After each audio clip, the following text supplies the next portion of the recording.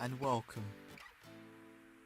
Yes, it's been a very long time since we last were active on this channel, but we are starting again.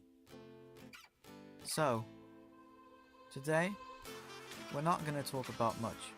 We're just going to focus on a driver that's leaving Formula 1, probably forever. Jolyon Palmer. So Jolyon Palmer, as we all know, is an excellent driver that's going to be missed. What? I'm just kidding. No, of course he's not a driver that's going to be missed. And of course he's not an excellent driver, at least in Formula 1. Because let's be honest, his first season, you could still make excuses saying Renault was an old Lotus, F1, blah blah blah blah.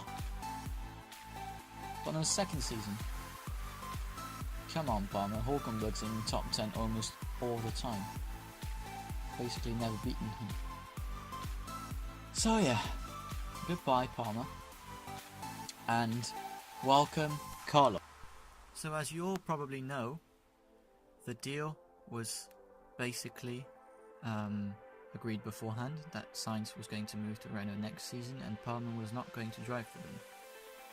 But the deal was advanced thanks to a mutual agreement between Palmer and Renault, and this whole domino effect was caused by McLaren being motorized by Renault next season.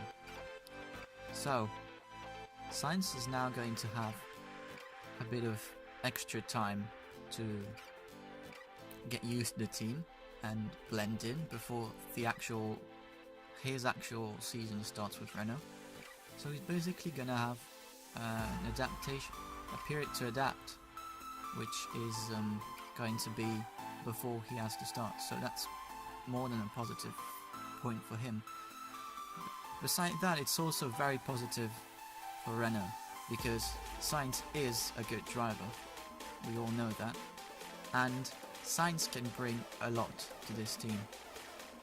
Having Sainz and Hulkenberg guarantees a decent amount of points per race on average, at least. Whereas with Palmer, well, basically reduced the chance to one car scoring points.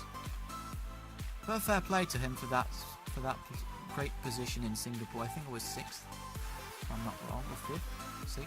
No, not 5th. 5th is too high. 6th probably.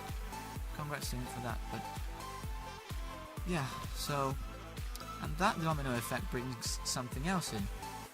Carlos Sainz goes to Renault. Now there's an empty seat at Toro Rosso. So Kvyat's been called back. So we're now going to have Kvyat and Pierre Gasly at Toro Rosso for the end of the season. Now this is going to be interesting as well.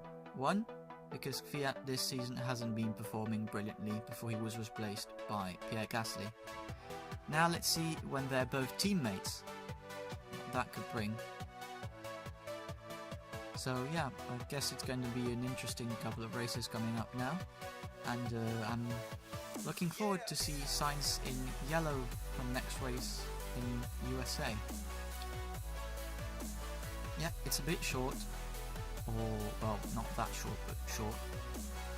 And I know it's been a long time, I'm sorry, I've had quite a dismal year last year, so I wasn't quite ready and didn't have the time to do these videos. I will try to put one a week on average. Pray and cross your fingers. So yeah, thank you ever so much for watching, and goodbye.